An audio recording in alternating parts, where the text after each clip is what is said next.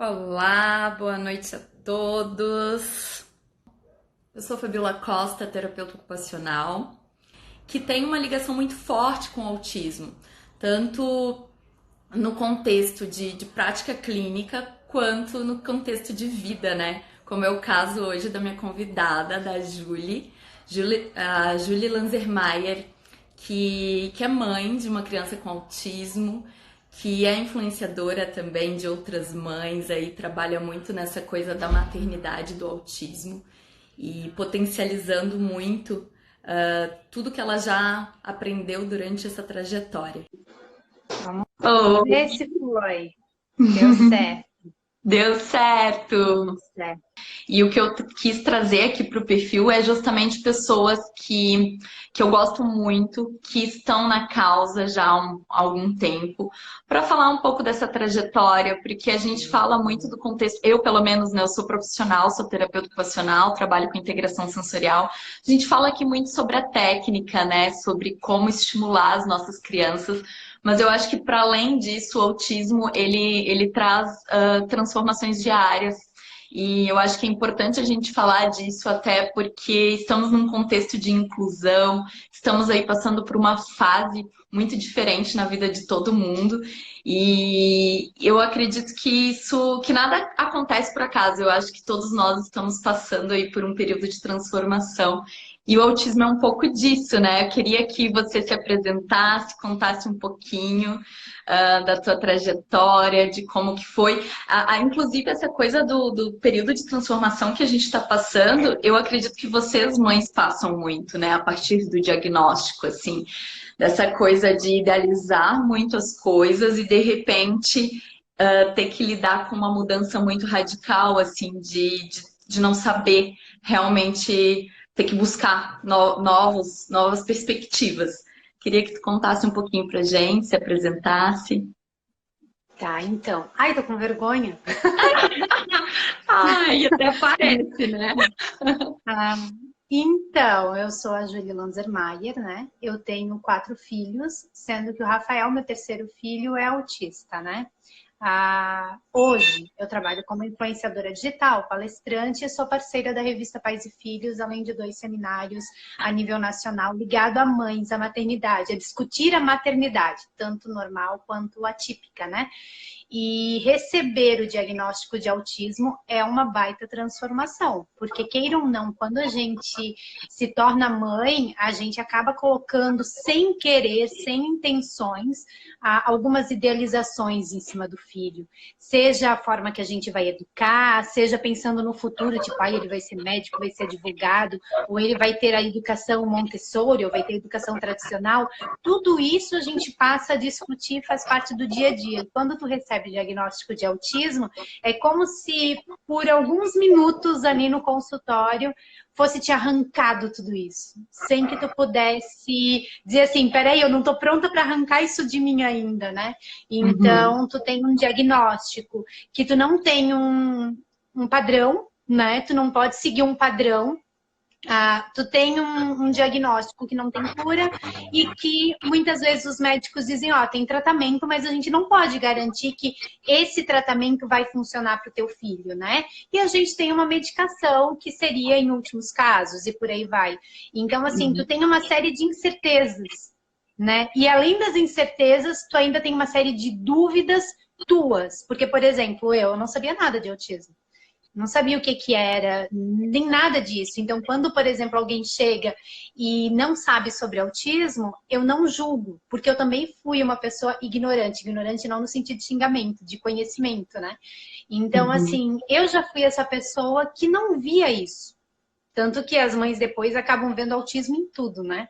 Acaba Uhum. transformando a vida de um jeito que tu passa a olhar o teu filho até clinicamente, né? Tudo colocando no autismo, quando muitas vezes, tem uma birra aqui, tem um traço de personalidade ali, mas tu acaba colocando tudo na caixinha do, é do autismo, é do autismo, é do autismo.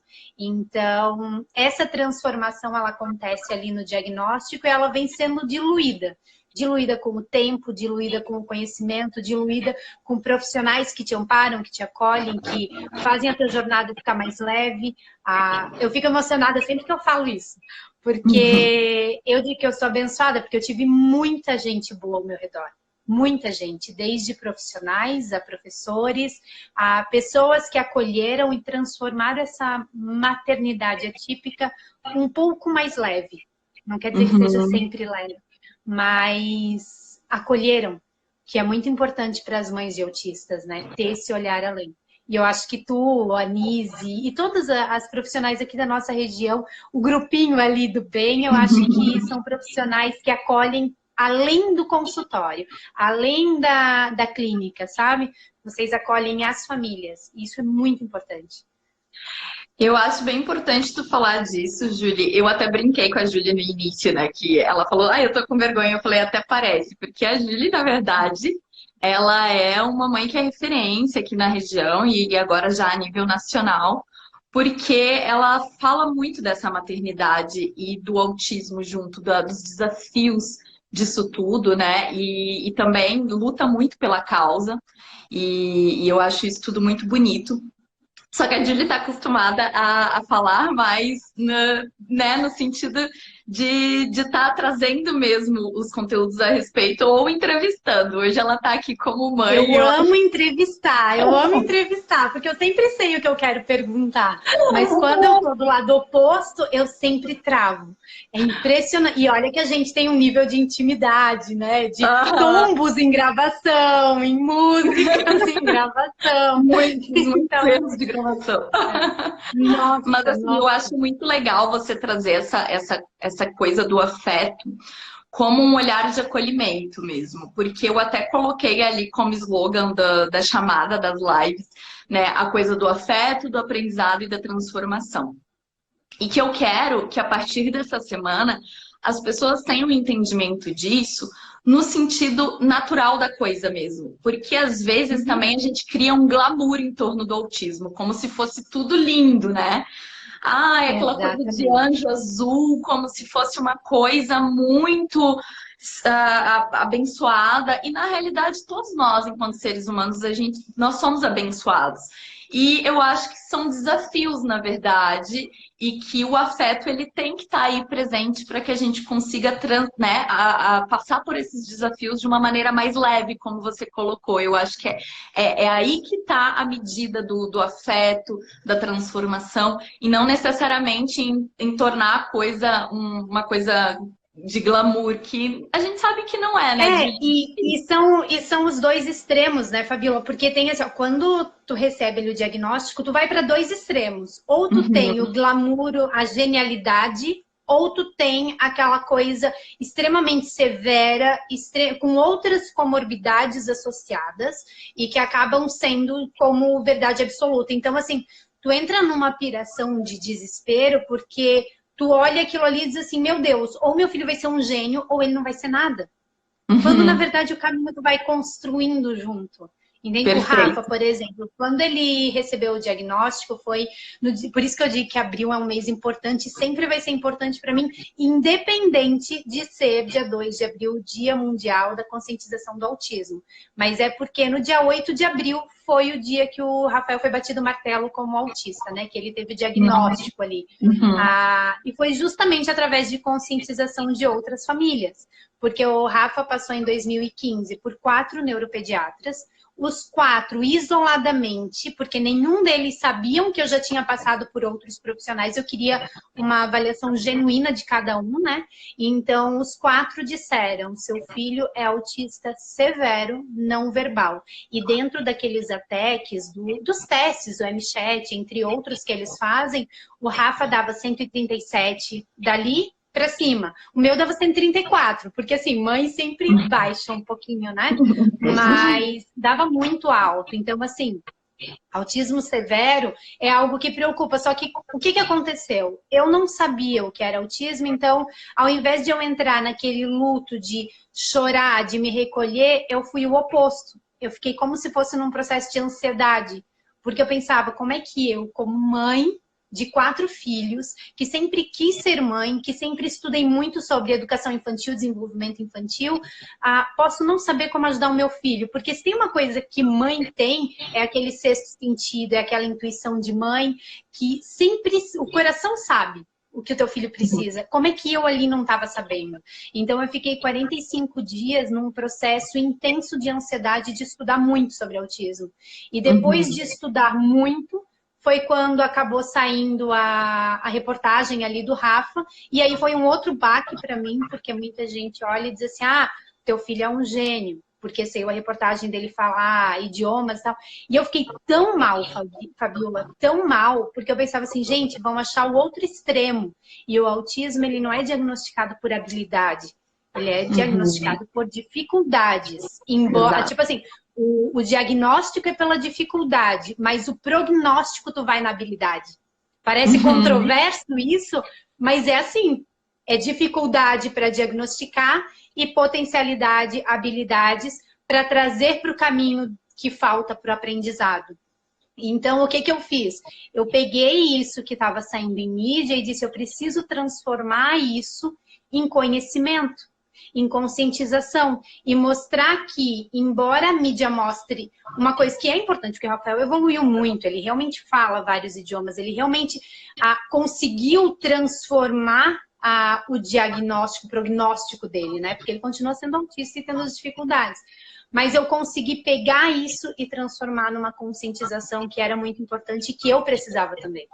Por isso que ali, quando saiu a reportagem, eu fui atrás de todos os profissionais, eu bati na porta deles e disse assim, ó, vocês topam fazer um seminário? Porque eu não posso deixar a mídia colocar só como um gênio.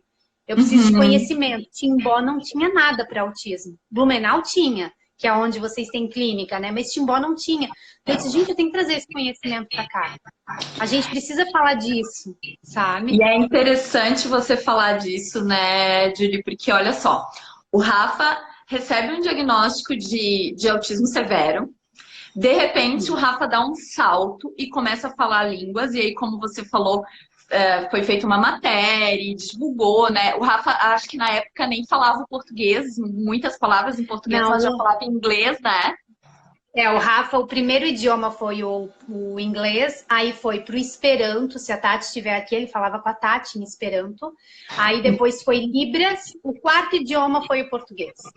Hoje ele fala mais de 9 idiomas. Só que é aquela coisa, é o hiperfoco, que tem o hiperfoco de longo prazo, que seria o inglês dele, mas tem o de curto prazo, tipo, aprendeu, descartou, tipo, não me interessa, por exemplo, o russo. Quando tinha a Copa, ele só queria falar russo. Acabou a Copa, acabou o hiperfoco. Mas se tu perguntar para ele, falar com ele, vai te responder em russo, mas não todos os dias, não todas as horas, entende? Então tem os hiperfocos de curto prazo e os de longo prazo. Pelo menos é o que eu observo nele, né? Tu corrige aí.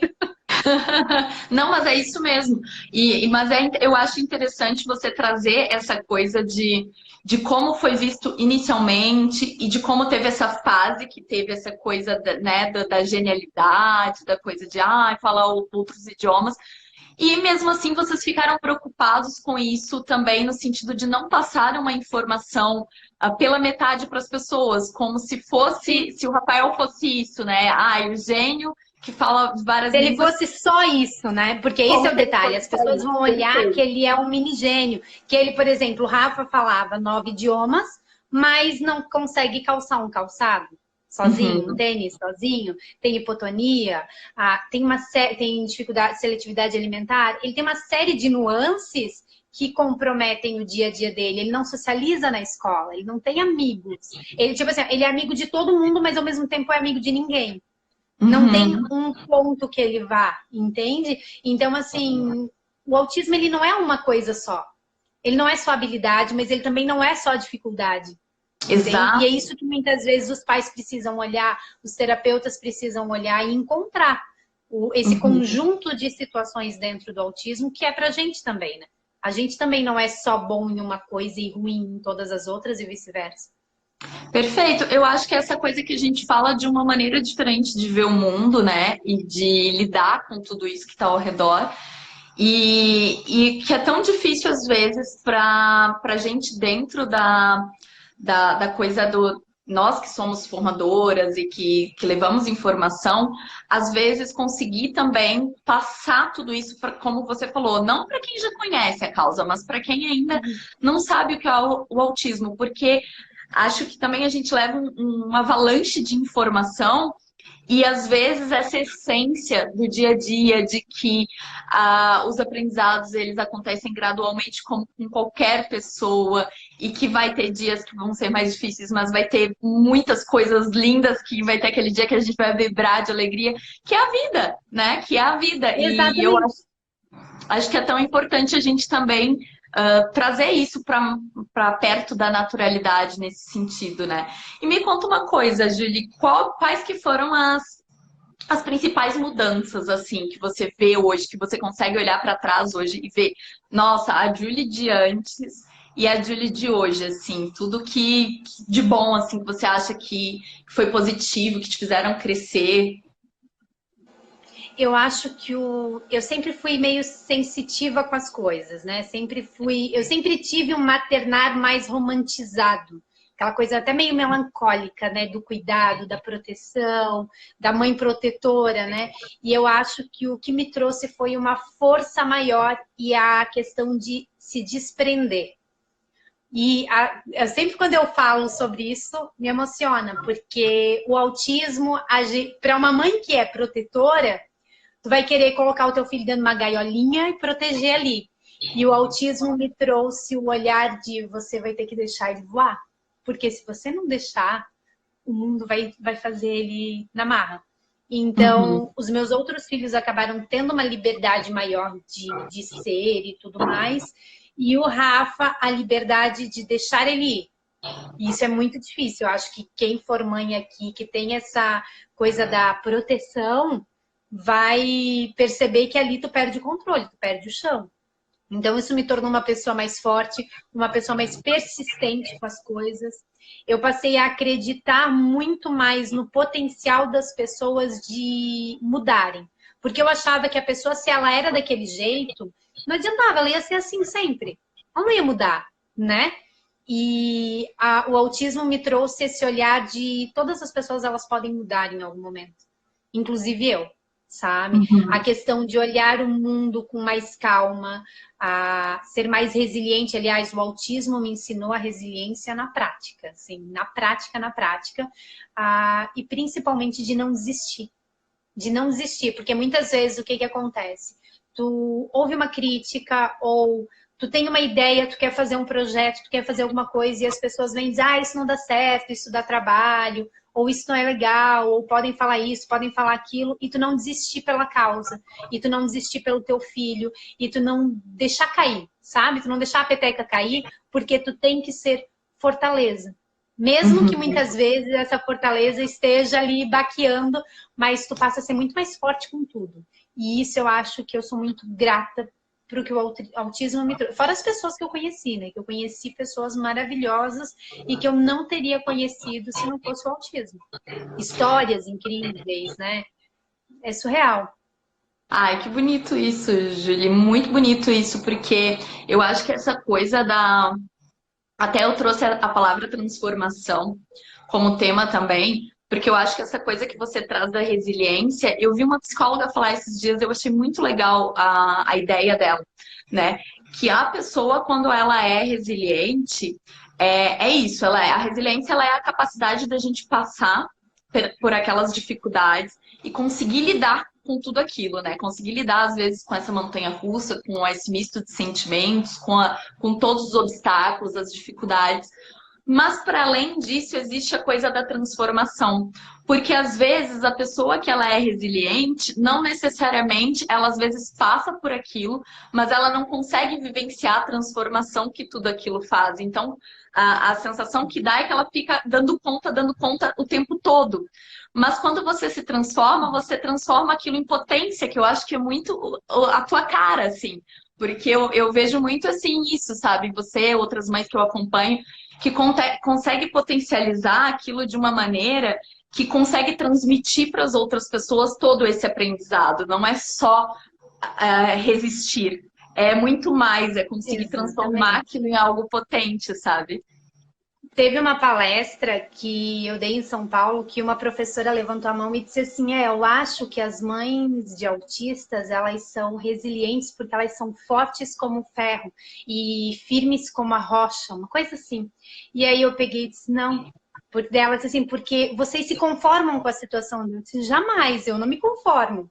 Né? Não com o autismo eu aceito, acolho e tá tudo bem. Mas eu não vou parar e me conformar de que ele é assim. Vou sempre tentar tirar dele o melhor.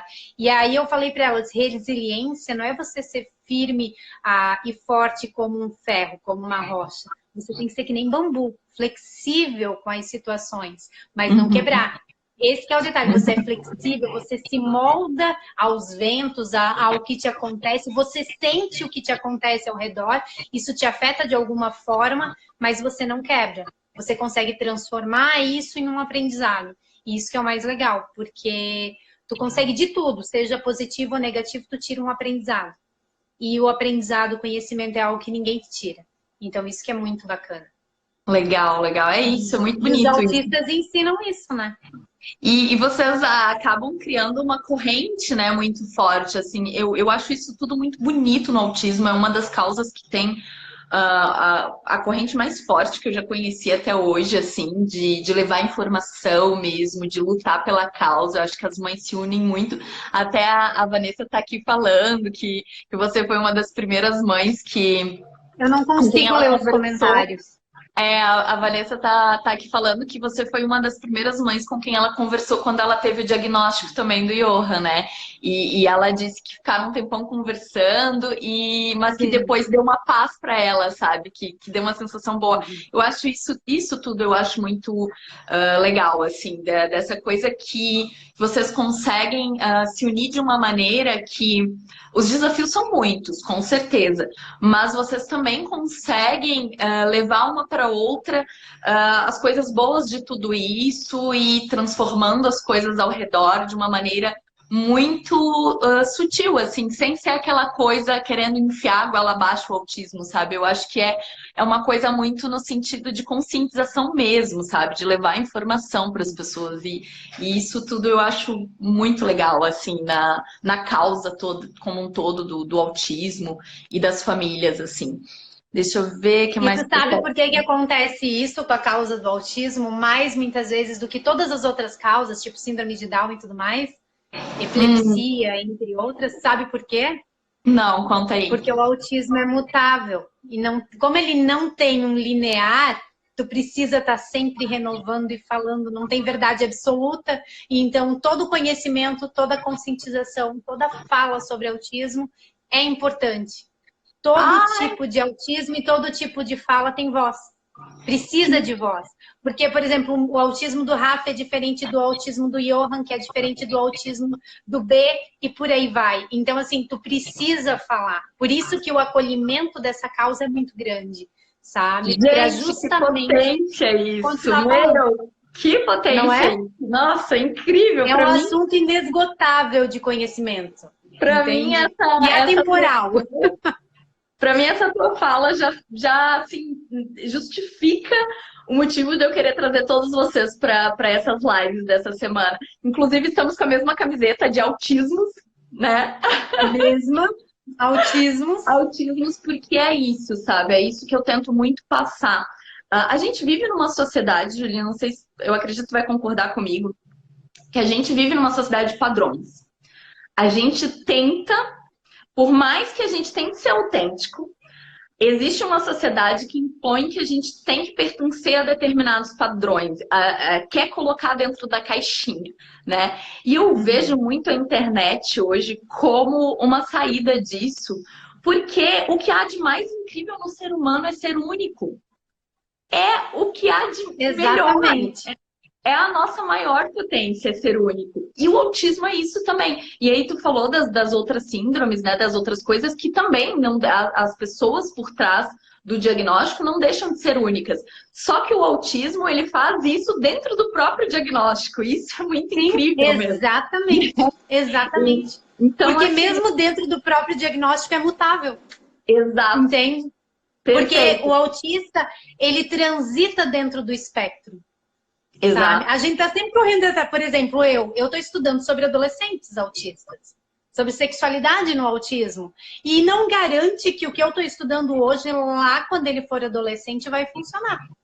Entende? E não garante também que vai ser sucesso o fato do estudo que eu estou fazendo. Porque eu vou ter o conhecimento, mas é só a prática que vai te trazer. A gente não sabe da questão hormonal, sensorial e por aí vai, né? Então, eu acho incrível isso. Por isso que eu me apaixono pelo autismo todos os dias, porque todos os dias eu aprendo um pouquinho mais.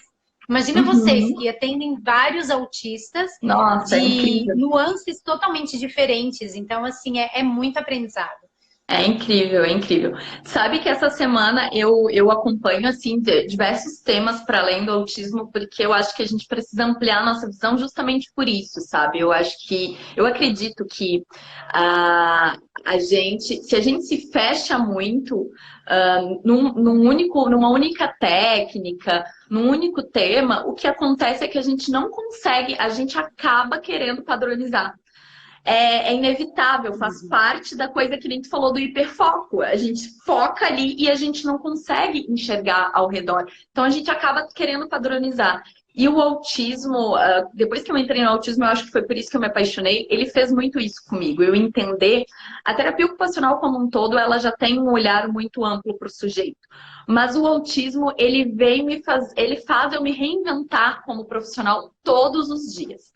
É como você falou, são muitas transformações, a gente muda, a gente aprende muito. E é desafiador trabalhar com as crianças dentro do espectro. E aí eu estava assistindo, inclusive, um vídeo, uma live do Murilo Gun, gosto bastante dele, ele fala sobre criatividade. E ele convidou uma pessoa que falou sobre. Ela até falou lá do Tibete, o termo que eles usam, mas o Murilo denominou esse termo da ilusão da separação. Que é essa coisa da gente se iludir que a gente é separado do todo. Né? E a gente faz muito isso com o autismo também. A gente cria um entendimento de que as coisas elas têm que se padronizar, elas têm que se encaixar e que a gente vive somente o nosso mundo. Quando na realidade não existe isso agora, né? A gente está vivendo um momento que é muito de autoconhecimento, autoconhecimento total, né? Porque todo mundo está vendo que não se conhece. Da gente perceber o que tem de pessoa, o que tem de pessoas neurotípicas cá para nós desorganizando não é pouco, entendeu? Perfeito. Porque não se conhece. Essa ilusão da separação, de que a gente está separado da terra, do mundo, de que somos coisas separadas, de que somos separados né, do outro, dos outros, isso tudo está se ruindo nesse momento, porque a gente está se descobrindo impotentes, que é uma das coisas que vocês passam muito, né? Impotentes, sem ter perspectiva, sem saber direito, sem ter controle das coisas que está acontecendo, sabe? Essa falta de controle, esse mundo que a gente não está entendendo o que está acontecendo, e a gente está muito no lugar que os autistas vivem, assim, né? De não se sentir pertencente a esse local que não tem resposta, sabe? E eu acho isso muito incrível, e isso que o Murilo Gun falou também me trouxe a reflexão de que, assim, as coisas da inclusão, todos os desafios que a gente tem na inclusão, diz muito a respeito disso, da gente querer colocar o autista dentro, quando na realidade ele faz parte. Se a coisa for pelo nível natural da coisa, ela não é tão difícil, sabe? Assim, é claro, tem os obstáculos, as dificuldades, vão ter casos e casos, vai ter casos mais graves, né? A gente também não pode também, de novo, querer botar na caixinha, dizer que, né, que é tudo muito... Mas se a gente for pelo natural, porque se a gente for parar para pensar no típico, olha tudo que a gente tem para aprender com eles, é um aprendizado mútuo e social, gente. Olha o local, o lugar que a gente está de reclusão, tendo que lidar com a falta de contato social. Olha que aprendizado tudo isso, sabe? Então, cara, o autismo para mim é isso, é essa transformação de visão, de ótica, de você conseguir enxergar para além. Deixa eu ver aqui o que o pessoal tá falando, que a Júlia é incrível também, acho, camiseta linda. A Ana tá falando que ela tá desorganizando, depois eu vou fazer uma sessão terapêutica sensitiva com ela. A Ana falou que tá super desorganizada. Eu conversei com ela hoje, ela falou isso, viu? Mas quem não tá, né? Todos nós estamos. Não tem como, porque assim, ó, as pessoas estão tão. E assim, ó, isso para autismo e para a vida. As pessoas estão acostumadas a olhar só para fora, elas não olham para dentro. Quando alguém chega e diz para mim assim, Julie, teu filho fala 9 idiomas, qual que ele é melhor? Eu digo a linguagem do amor. Porque quando a gente toca coração a coração e ele se transforma, o Rafa se comunica através de música.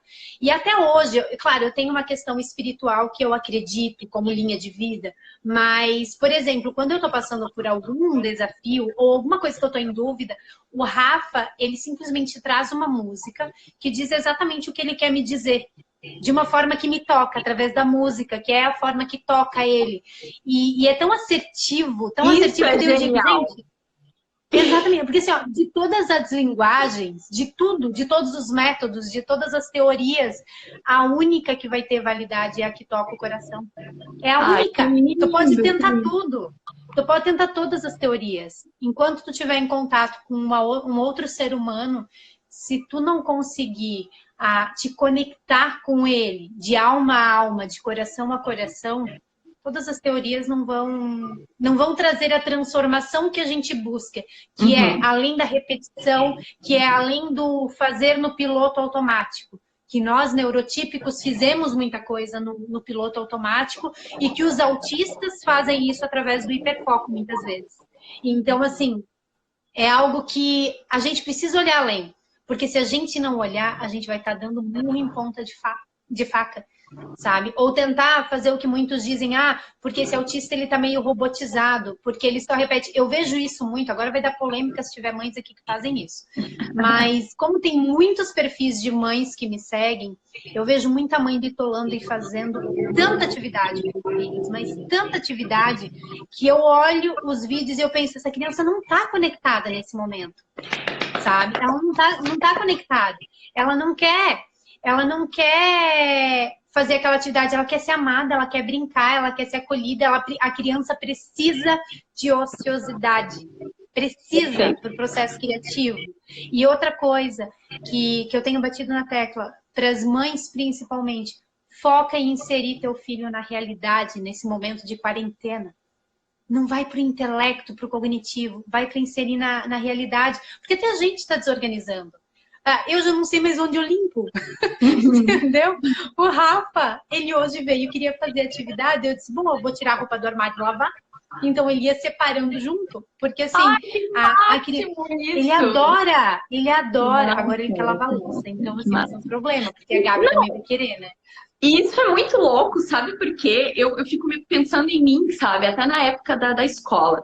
A gente critica tanto o nosso sistema de ensino, que não é inclusivo, que não é motivador, que a gente ainda continua naquele modelo arcaico, né? De aprender coisas que muitas vezes não vão ser práticas para o nosso dia a dia. E o que a gente vai lá e tenta... A gente não, né? Mas né, algumas teorias aí, algumas pessoas tentam fazer com autismo. É isso, gente, tentar fazer atividades e coisas maçantes, cansativas, que não vai conseguir, não vai servir para nada, às vezes, aquele aprendizado. Exatamente. Porque não tem contexto. Não faz sentido você ficar repetindo uma coisa que não tem contexto no dia a dia. Mas ele vai generalizar o aprendizado. Sim, ele vai, mas ele vai generalizar muito mais se ele aprender no contexto de vida dele. E aí é óbvio que, né, a gente não vai descartar estratégias e algumas atividades. Tu tem que pensar na estratégia, tu não pode bitolar nela, até porque a gente não tem um tipo só de inteligências. Isso eu aprendi aqui, perfeito. A gente não tem só um tipo de inteligência. Então, assim, tem várias formas de aprender um mesmo conteúdo. Entende? A questão tu vai... A Fê tá aqui também. O B é outro? Não, entende? a Fê vai saber dizer. Quer ver uma coisa clássica, né? Eu acho muito engraçado. Coisa das cores. Ok, a gente trabalha com todas as crianças cores, né? Desde das primeiras fases ali. É natural, faz parte do aprendizado a gente trabalhar números, cores, formas. Todo mundo vai passar por essa fase. Só que, por exemplo, o B adolescente. Faz sentido eu pegar ele ficar fazendo ele apontar para as cores. Cara, ele já passou dessa fase. E se isso não tiver um contexto na vida dele, ele vai estar ali olhando para mim e pensando, cara, essa pessoa é louca. Ela quer que eu fique apontando. Qual é o motivo dessa... Qual é o motivador disso? De eu pegar um adolescente e querer que ele fique apontando para a cor que eu estou dizendo, ou tentando parear umas coisas que não faz mais sentido, não tá mais naquela fase do desenvolvimento, entende? E aí a gente fica batendo na mesma tecla, a gente fica tentando padronizar, a gente fica tentando ter ganhos em umas coisas que gente, não são são fases, funcionais, não são funcionais para onde ele está. Não são funcionais, Entende? não são. Não tá inserindo ele dentro da realidade que ele está agora. Entende? E aí a única coisa que me explica a pessoa fazer esse tipo de coisa é que ela realmente está presa na técnica, ela não está olhando para o outro. Porque se você olhar para o outro, rapidamente tu vai ver que aquilo não faz sentido. Né? Quando a gente olha para o outro de fato, a gente percebe que aquilo não faz sentido. Porque realmente não faz sentido para nós. E é aquela coisa de é preciso olhar para nós mesmos para poder olhar de verdade para o outro também. Acho que também tem um pouco disso, né? De olhar para nós mesmos e o quanto aquilo tem significado realmente, ou o quanto aquilo veio de um livro e que não faz nenhum sentido para mim. Será que isso tem significado para mim? Faz sentido para mim? E a partir daí olhar para aquela pessoa que está na minha frente, né? Eu acho que é um pouco disso também. Mas é muito legal. Exatamente. E também respeitar essa questão, por exemplo, falando em métodos em si, respeitar quando a pessoa tem uma visão diferente da nossa. Né? Eu vejo pelo Rafa, no começo do diagnóstico ali dele, eu visitei muitas clínicas, muitas formas terapêuticas diferentes, e em uma específica eu acabei não me adaptando. E eu ouvia da profissional dizendo, olha, se o teu filho não fizer esse método, ele não vai evoluir nunca. Porque esse é o único método que é comprovado que funciona com autistas. E aí eu peguei e disse, mas não é a forma que eu educo, porque tem ainda esse lado, né? O conhecimento, a linha terapêutica que esse profissional se utiliza, se é um método único ou se é um método personalizado, e a dinâmica familiar. Porque não adianta tu ter um método perfeito com um conhecimento amplo, mas com uma família que faz de uma forma diferente. Entende? Então, assim, tudo isso precisa ser analisado de uma forma ampla e respeitado. Porque se essa tríade não funcionar tanto na linha terapêutica quanto lá na escola depois, que aí entra na mesma tríade, né? Do professor, da dinâmica escolar e do aluno, dos pais e aluno, a coisa também vai travar ali, sabe? Tem que funcionar que nem uma engrenagem. E o autista, que é o mais sensitivo de todos e o único diretamente afetado pela decisão dessa tríade, é o que mais sofre ou é beneficiado nesse meio, dependendo de como está sendo conduzido. Perfeito. Essa discussão... Estou vendo que tem um monte de pergunta aqui e eu estou perdida já. Dá uma olhadinha aí pra gente. Essa discussão dos modelos, assim, né, e dessa coisa do científico, ela gera aí muita polêmica, mas, assim, uma coisa que eu acho muito louca em torno disso é que, ok, né, a gente tem que andar junto com a ciência. Claro, óbvio, a gente está falando aqui de tratamento. Tratamento tem que andar casado, aliado com ciência, não dá pra gente se basear no achismo. Só que quer coisa mais científica do que o natural. Gente, é só a gente olhar para o natural. Não tem ciência que vai bater isso. Que é o que tu falou, que é a minha família, que é a forma como a gente, né? É a forma como a gente se organiza, que é o nosso afeto, o nosso amor, o que a gente acredita. Não tem porquê eu ir atrás de algo diferente que alguém pesquisou, falou, estudou, que bate de frente com o que eu acredito. Isso é fora do natural. A gente sai fora do natural. Tu não internaliza. Tu não internaliza. Se não internalizar, exato. Não vai. Entende? Exato. E aí, é claro, vai ter coisas que vão fazer, né? Vai fazer sentido para algumas pessoas, para outras, e a gente vai ver resultados. E aí tudo fica muito lindo, mas a gente tem que seguir muito o que faz parte da gente. Eu também acredito muito nisso. E E eu fico muito feliz de você passar essa tua visão também enquanto mãe, assim, que é tão importante, porque Eu ah, acho que parece que... aqui, pelo menos, que eu sei das profissionais que atendiam o Rafa, eu chegava na clínica, porque eu já tinha visitado praticamente todas aqui na região. E aí eu chegava lá e dizia assim: olha, eu quero o seguinte, meu filho foi diagnosticado com autismo, eu quero que tu olhe para ele como um ser integral. Tu tenha o conhecimento, porque obviamente que todos esses profissionais têm um baita conhecimento, mas ao mesmo tempo eu dizia assim: ó, segue a tua intuição.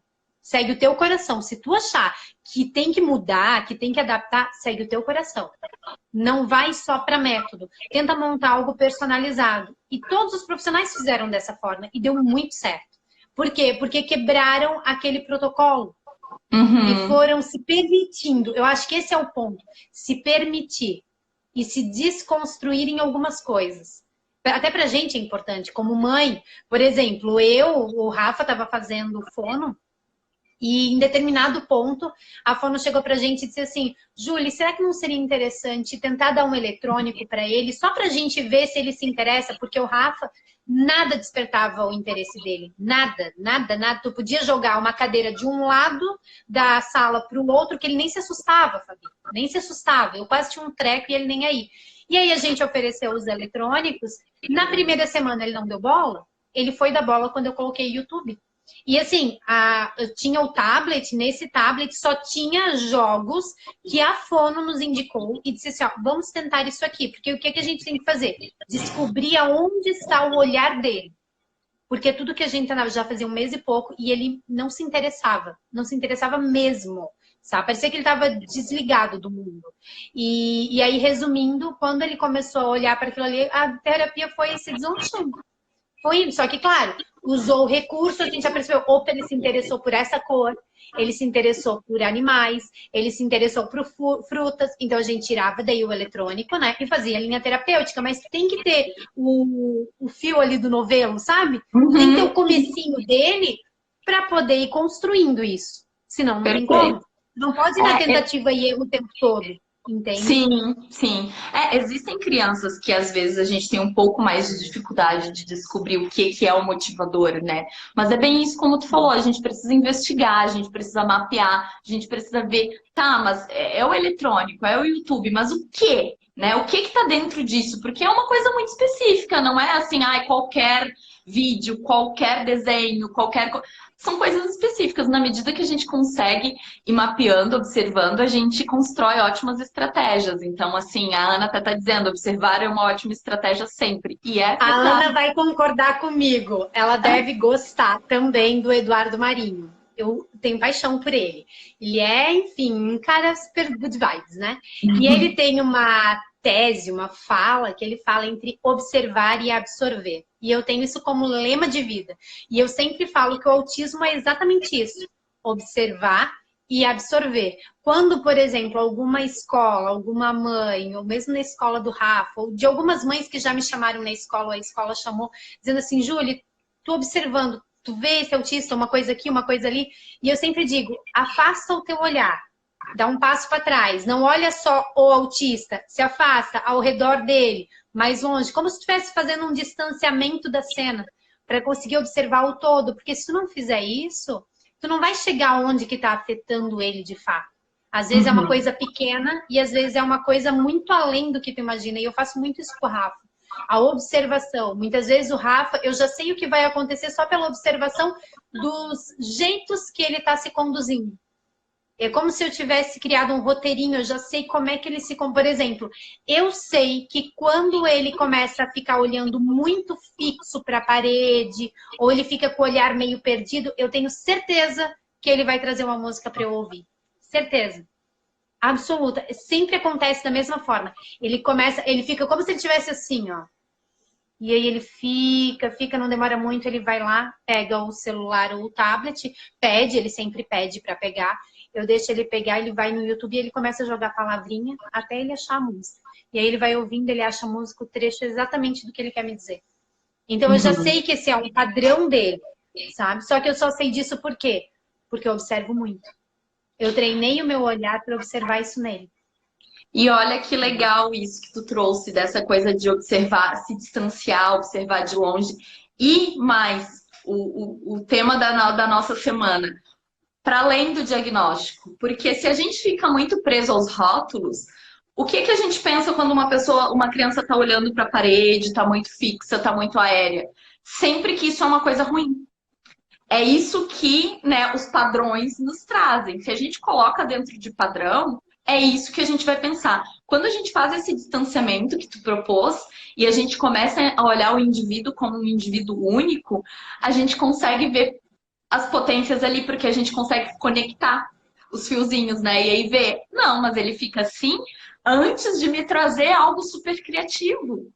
É o ócio criativo Exatamente. É dele. sempre assim. Aham. É sempre assim. Tanto é que no vídeo que tem no feed que ele faz, eu ouvi a música Deixa Eu Te Usar. Inclusive, esse vídeo eu chorei no meio dele, porque eu estava aqui onde eu estou aqui falando contigo, e eu ia gravar um IGTV mostrando o meu cantinho aqui de trabalho. E o Rafa vinha e mexia na porta, e não demorava muito, ele vinha e mexia na porta, e vinha e mexia na porta, e eu disse, gente, o que esse piá quer, né? Aí, em determinado momento, eu peguei e disse, não, entra, fica aqui dentro, mas fica quietinho. E ele sentou no beirado da cama, e ele ficava assim, né? Esse piá vai vir com alguma, né? Mas daí eu disse pra ele, fica quietinho que a mãe vai gravar. De repente, ele interrompe a gravação, tava rolando a gravação aqui, eu deixo, depois eu corto, né? Ele interrompeu porque ele queria me dizer que ele queria que eu escrevesse o livro. Que não era para mim estar fazendo o que eu estava fazendo. Que ele queria que eu escrevesse o livro e que ele ia me ajudar, sabe? Aí ele pegou, olha só a mente dele. Isso tudo tá gravado espontâneo, sem corte, né? Então, assim, ele pegava o caderno, ele pegou a caneta, ele pegou o celular, e ele botou a música, e a música dizia, deixa eu te usar para curar, deixa eu te usar, né? Enfim, e falava exatamente sobre essas coisas de uma forma muito genuína. Mas que se tu não observa os detalhes, aliás, esse vídeo, ele traz exatamente isso que eu queria falar da observação. Quando tu consegue observar além, tu consegue captar o que ele quer te dizer.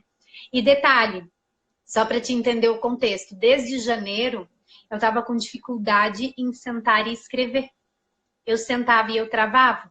Por que que acontecia isso? Porque eu sempre gostei muito de escrever e em um determinado dia o meu pai disse para mim o seguinte, eu não sei por que tu escreve tanto. Eu escrevia livros, eu botava capa, eu dizia qual que era o livro e contava a história, né? E meu pai disse assim, isso daí não dá dinheiro, isso aí não dá nada. E pegou e brigou comigo e eu fiquei tão chateada com isso que eu peguei e queimei tudo que eu escrevia. E desde então eu desenvolvi um bloqueio com escrever. Só que desde o ano passado eu disse, não, eu quero escrever a história do Rafa, né? Mas eu vou escrever aos poucos e cada vez que eu sentava, eu travava. Cada vez que eu sentava, eu travava. E tu vê, isso foram meses acontecendo isso. Em janeiro eu botei na minha cabeça, não, agora eu vou terminar o livro, vou escrever ele todo. Só que eu não conseguia, o Rafa captou isso. E daí no dia que eu gravei, ele veio e trouxe a mensagem. E detalhe, desde então eu consegui deslanchar na escrita. É como se, com o que ele fizesse ali, ele estivesse fazendo a minha parte terapêutica. Ele me destravou. Ele me destravou. Porque ele pegava... E detalhe, é muito engraçado o vídeo. Porque ele pegava como se dissesse assim, vem, eu vou te ajudar. Né? E ainda ele olhava para o vídeo, porque ele ama ser filmado. Isso foi uma das outras coisas que a gente descobriu que facilitou no processo terapêutico. Ele gosta de se ver no vídeo. Ele adora fazer live. Se ele tivesse aqui, ele estaria respondendo o que vocês estão colocando ali. E ele pede coração ainda, tá? Então, ele pede coração. E naquele dia, ele olhava para a câmera como se dissesse assim, graças a Deus a minha mãe se tocou do que eu quero dizer, sabe? É muito genuíno isso. Nossa, mas tu que só vai lindo. conseguir ver Que tudo história isso. linda. Não, é Esse vídeo tá surreal. no seu Assim. canal? Tá no feed, no Eu vou IGTV. dar uma olhada nesse vídeo depois. Ele é Porque... assim, ó, é um dos vídeos. Eu choro cada vez que eu vejo, porque assim, foi um momento e um registro que eu acho que nunca mais eu vou ter igual. Igual aquilo que aconteceu ali, eu acho difícil superar a intensidade do que foi demonstrado ali. E às vezes a gente subestima, a gente pode achar, ele tá botando essa música à toa, sabe? Essa música não tem sentido. Que nem a música Rise, quando ele fez eu ouvir. Né? Ele queria que eu ouvisse e a música falava o quê? Você que é descrente, não do vídeo, eu vou me transformar em inglês, né? No caso. Por que ele me fez ouvir essa música? Ele desorganizou no dia que ele me fez ouvir. porque no dia ele tinha feito natação, ali no Paradesporto em Blumenau, e as professoras disseram assim, Júlia, a gente queria muito, eu acho que era TCC, alguma coisa assim, elas queriam escrever sobre isso, falando do porquê o Rafael só entrava na piscina, só conseguia entrar quando colocava músicas em inglês. E aí entra até uma questão sensorial, de como o cérebro dele absorve, porque o que que acontece? Ele ia botando a perna na água e ele começava a ficar desesperado, porque tu imagina, a água ela é pesada, de certa forma. Imagina isso pressionando, a sensação que ele deveria ter é de que o corpo dele, até chegar aqui, ele ia ficar sufocado pela pressão da água. E quando colocava as músicas em inglês, ele entrava rapidamente. Por quê? Porque tu trabalhou o cérebro, distribuiu essa sensação no cérebro, que trouxe conforto e ele conseguia entrar na água. Ele até boiava. Tu Nossa, tirava, acabava a música em inglês, demais. ele desesperava. E era qualquer música, assim, em inglês e tal. É porque Por quê? a Porque no música inglês é ativa performance. diversas áreas mesmo. É bem isso, ele conseguia se organizar para poder entrar depois. Que incrível isso, que incrível. Mas assim, Exatamente. E é isso que as profissionais ali queriam escrever. Relatar a música podendo ser um processo terapêutico ligado ao sensorial e à atividade física. E aí, quando elas me pediram, Fabi, eu disse, ai, não, eu não quero, porque aí eu pensei, poxa, já tinha saído a reportagem, tinham botado como gênio. Agora vão fazer isso, vai que ele não corresponde às expectativas, e aí vai ficar uma coisa que vai causar uma frustração que não precisa. Detalhe, o Rafael ouvindo tudo isso, porque ele estava no meu colo. Quando chegou em casa, o que aconteceu? Ele desorganizou. E aí foi onde ele falava inglês, daí me dizendo o que estava acontecendo. Eu não entendia nada. Lady Murphy ligava para todo mundo. Ninguém atendia naquele momento que eu precisava. E que falasse inglês, traduzisse o que ele estava dizendo. Aí foi onde ele usou o recurso, a música. E aí, quando ele me fez ouvir a música, que eu consegui a legenda, foi onde falava que você que é descrente, não duvide, porque eu vou lutar e eu vou me transformar. E foi o que ele fez. Foi nossa, tipo um tapa na minha cara bem dado e que dizendo assim, ó, profundo. acorda, acredita em mim, não é tu que tá passando o que eu tô passando, é tu que não tá entendendo, não sou eu que não tô te dando recurso. Entende? Não tenta colocar a tua vontade sobre a minha que tá mostrando diariamente que eu tô evoluindo dentro daquilo que eu sou e daquilo que eu vou ser. E a gente muitas vezes tenta ser a Incrível, que voz dos incrível. nossos filhos sem permitir. Eu acho Isso, que a Fê que passou por exato. isso com a Ana também. Ou foi o Vitor e a Nani, com a Ana, que chegou e foi o Vitor. O Vitor e a Nani, com a Ana Fono, que está aqui ainda. De chegar e perguntar para o autista se ele quer falar.